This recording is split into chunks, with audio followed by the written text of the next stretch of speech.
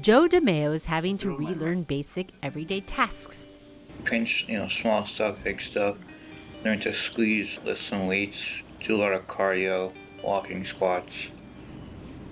A lot of fine motor stuff. DiMeo was badly burned in a car crash in 2018. He spent months in a medically induced coma and underwent 20 reconstructive surgeries. But he wasn't able to regain the full use of his hands or his vision. They had to amputate the tips of my fingers, and my face was burned. And I had like little slits in my eyes, so it was like looking through like a chain fence. A team led by Dr. Eduardo Rodriguez at NYU Langone Health started preparing for a rare face and double hand transplant. Doctors estimated they had a 6% chance of finding a match. They also wanted the same gender and skin tone. The pandemic created additional challenges. Organ donations had dropped and medical staff was diverted to work in COVID-19 wards.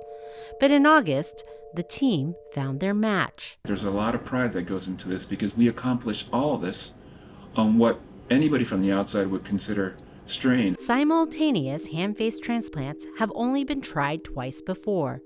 The last one was in 2011 on a woman who was mauled by a chimpanzee. But the transplanted hands ultimately had to be removed. Open your eyes real wide, close real tight. The medical community has been watching DiMeo's case closely. This already is a success. The fact that patient 6 months later is starting to use the hands and is doing well is tremendous success and first of its kind in history. Is that different to your left hand? No, I feel this fine. DiMeo's surgery lasted 23 hours, and after months of intensive rehabilitation, he's slowly gaining his independence. That's perfect. That's a good grip. I have a lot of motivation, a lot of patience, and you gotta stay strong to everything. You can't really give up. Now, eventually, I've been noticing in all the pictures that the swelling continues to come down. Eventually, I want to do a little bit of work here. His doctors have been encouraged by his progress.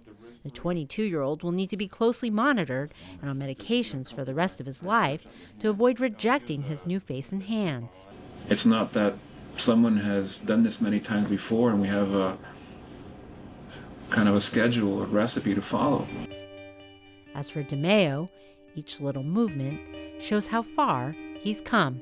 Kathy Young, Associated Press.